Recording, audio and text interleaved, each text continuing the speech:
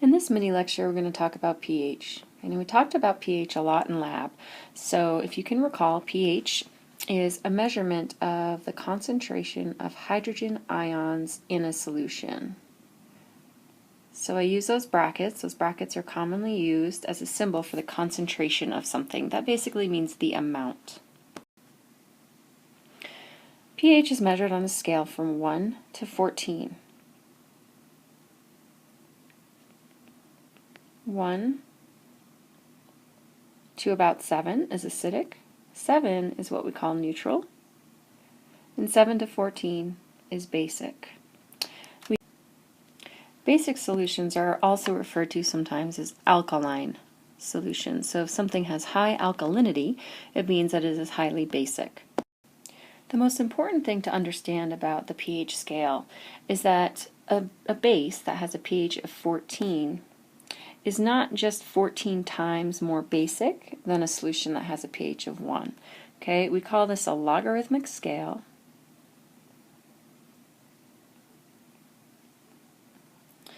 And so what that means is that if I fill in these numbers here, 4, 5, 6, 7, 8, 9, 10, 11, 12, almost out of room, 13, okay, is if I go from a pH of 5, okay, to a pH of 6, it's actually a 10 times difference, okay?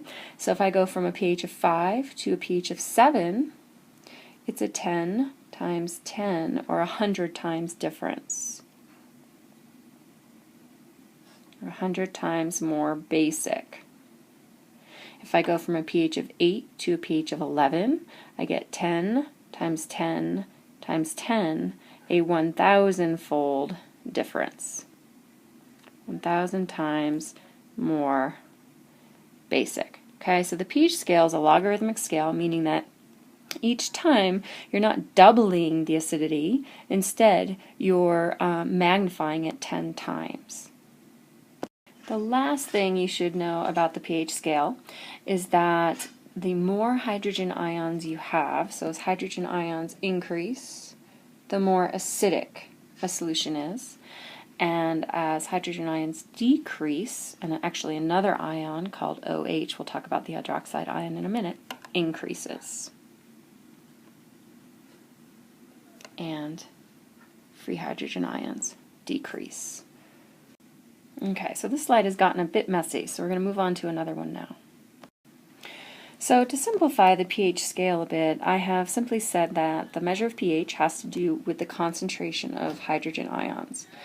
But the important thing to know is that hydrogen ions do not float freely around in solution. Rather, what happens is, here's our polar, right, water molecules. So if this is in a solution of water, water molecules can dissociate. Okay, and so sometimes what happens is this hydrogen ion leaves this water molecule and binds to this water molecule. Okay, so the one that left here is called an OH, or hydroxide. Okay, and it's got a negative charge on it.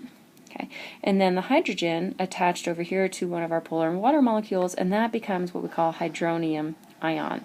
But for simplicity's sake, we just say, okay, acidity is a measure of free hydrogen ions. The more hydrogen ions you have in a solution, the more acidic it is. Now, the reaction I just walked you through is really, really rare, okay, but even though it's so rare, 1 in 554 million, it's really, really important. And there are certain things, like acids, okay, that dissociate when placed in a water solution more easily than others.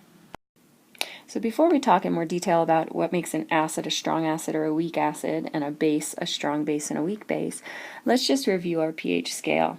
Okay, so as I mentioned before, a pH change from 0 to 1 is a 10 times difference. So a pH from 0 to 2 would be 100 times different. From 0 to 3 is 1,000 times different.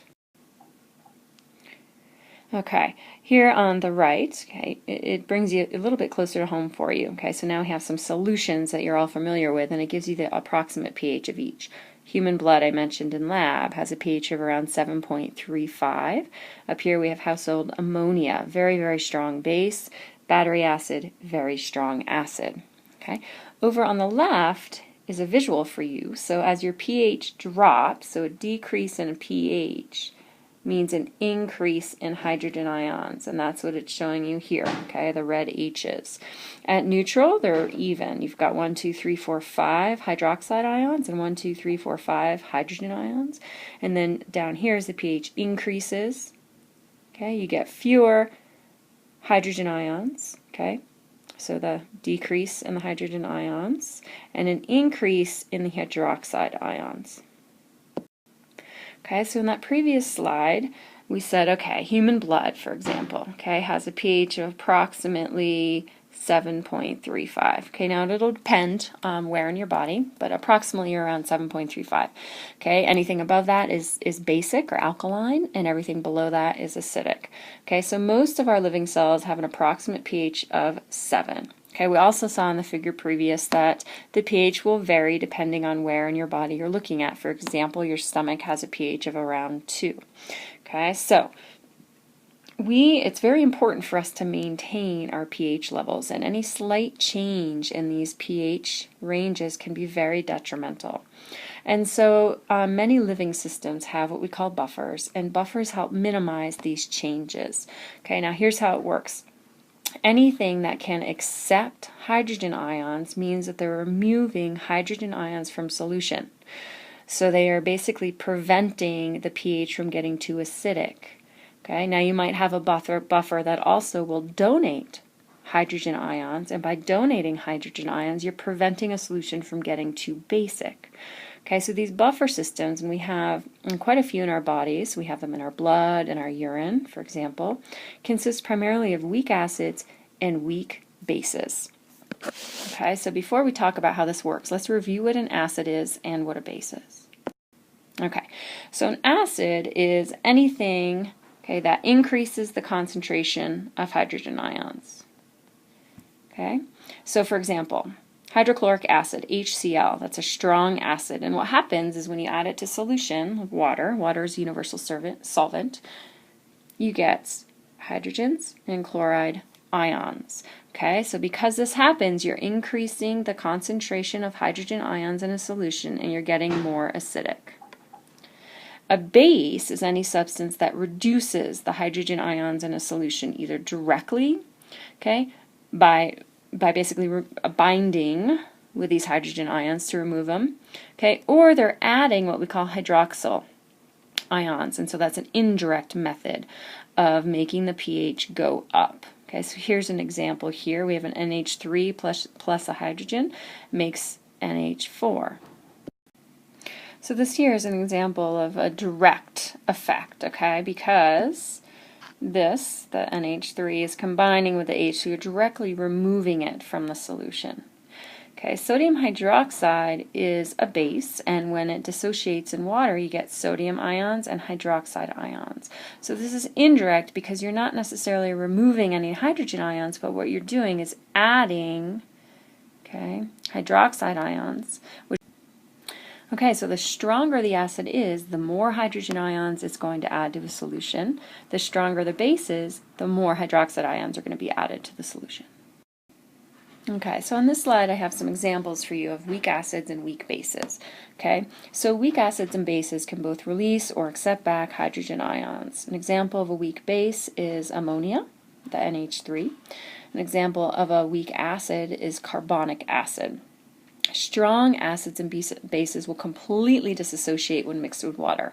Okay, so that means that they are basically completely separating, so all of those hydrogen ions are donated. A weak acid, okay, contrary to that, a weak acid, only some of those acids are going to dissociate, so not as many hydrogen ions will be donated to the solution. The problem with these strong acids and bases is that they can totally denature your proteins. Okay, so strong acids, an example is hydrochloric acid. An example of a strong base is sodium hydroxide. Okay, so now let's return to our buffer systems. Okay, because we have to maintain very slight ranges of pH for survival, we have these buffer systems throughout our body. And one example is our blood. Okay, a common buffer system in our blood is called the carbonic acid-bicarbonate buffer system. And that means that you have both a weak acid and a weak base in your blood. Okay, so here's how it works. Here's the carbonic acid. When it dissociates, it doesn't do so completely, okay, so it doesn't donate all of its hydrogen ions, just some, so it doesn't make as nearly a large impact on the solution, for example, as HCl does. HCl is a very strong acid and it completely dissociates. Okay, so how this works, okay, is that you have a weak acid, okay, for example, your bicarbonate, and let's say you added a strong base. Okay, for example, you took in a strong base. Okay, so a weak acid then will combine with that strong base and make it a weaker base. Okay. On the other hand, a weak base would combine with a strong acid. Let's say, God forbid, you drank some HCl. Okay, a weak base combines with a strong acid to make it a weaker acid. So they're both working, both the carbonic acid and the bicarbonate. It's a reversed reaction, so it can go both ways. And that's how the buffer system works. So this reaction continually can happen in your body. Okay, so let me rewrite this reaction right down here. Okay, H2CO3. Okay, carbonic acid, our weak acid, the reversible reaction, your bicarbonate. Okay. Now, what happens is, let's say you have an increase in hydrogen ions. So we're over here on the right side of the equation. So let's say we have an increase in hydrogen ions. Those hydrogen ions are going to bind with the weak base, the bicarbonate, okay, and therefore lower the pH, because now it's going to be a weaker acid as opposed to a stronger acid. Okay. On the other hand, let's say your pH is too high, so now we're over on the left. If your pH is too high, we're going to have this bicarbonate acid, okay, donate hydrogen ions, so suddenly your pH starts to go down. Okay, so it's a back and forth reaction that continually happens. Because living organisms have such a stringent pH requirement, we measure it in our water quality lab. It's a common measurement to make. Two problems that we currently face with pH in the environment is acid rain. We talked a little bit about this in lab. And acid rain results from the chemicals from burning coal. So sulfur dioxides and nitrogen oxides that combine with water in the atmosphere and create strong acids that lowers the pH of rain, fog, snow, mist, any moisture in the air. When that happens, it can leach the soils of calcium as well, can run off into water systems and change the pH of the water. Okay, it also dissolves aluminum-rich materials that are essential for certain species growth. On our course website, I have provided a link for you to a new article just out, a new scientific article. Okay, this was presented in NPR, talking about a new problem related to acid rain, and that is actually water alkalinity. So our streams at one point, okay, became more acidic. And now what's happening is we're seeing the opposite effect. They're becoming more alkaline, which also can be detrimental to many living organisms in the water. And why this is happening is the acid from the acid rain is starting to break down rock. Okay, so you're starting to see rocks like limestone, for example, that have a lot of bases in them, okay, increase, and so now we're starting to see the pH in our streams rise. So if you have the time, click on this NPR link that's on our Moodle course homepage and listen to it. It's an audio interview. You can listen to it or read the transcript, whatever you choose to do. Hopefully it'll be of interest to you. A second problem that we're facing is called ocean acidification. So what happens is all the CO2, okay, resulting in the atmosphere from burning fossil fuels, is combining with water and forming carbonic acid, which we just talked about in our buffer system. Well, yeah, it does occur in our bodies, and it's very useful. However, as we increase that, we are definitely decreasing the pH or increasing the acidity of our oceans. And as a result, we're seeing less carbonate available for the calcification of species, right? A lot of our shellfish depends on the calcification, calcium carbonate to build their shells, and coral. In class, we're going to watch a number of videos and interviews that address ocean acidification in greater detail and explore some of the effects that we're already seeing in our oceans today. I also will post the links for these videos on our course homepage if you want to watch them again. And that wraps up this mini lecture on pH, acids, and bases. So review it again if you need to. Make sure you really understand the pH scale and how a buffer system works, and come to class with any questions that you may have.